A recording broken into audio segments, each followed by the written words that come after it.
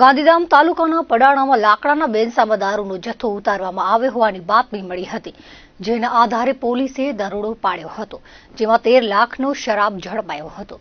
B division પીઆઈના માર્ગદર્શનમાં surveillance સ્ટાફના કર્મચારીઓ પેટ્રોલિંગમાં હતા. તે દરમિયાન મેઘપર બોરીચીના ધર્મેન્દ્ર ચૌધરીએ પડાણા આદિત્ય આર્કેડ પાછળ આવેલા આકાશ એન્ટરપ્રાઇઝ નામના બંધ પડેલ લાકડાના બેનસામાં દરોડો પાડ્યો હતો, જેમાં ટ્રેલર વાહનમાં ચોખાની આડસમાં વિદેશી દારૂ સગે વગે કરતા 2 ડ્રાઈવર પકડાયા હતા. ટ્રેલર અને ઓરડીમાંથી દારૂ કબજે કરાયો હતો, જેમાં રોયલ ચેલેન્જ ક્લાસિક પ્રીમિયમ વિસ્કીની 432 bottle, all season gold collection વિસ્કીની 600 બોટલ, બ્લેક બકાડી ઓરિજિનલ પ્રીમિયમની 348 બોટલ, સિગ્નેચર વિસ્કીની 204 બોટલ, ટુબર્ગ બિયરના 216 ટીમ સહિતનો મુદ્દામાલ કબજે કરાયો હતો.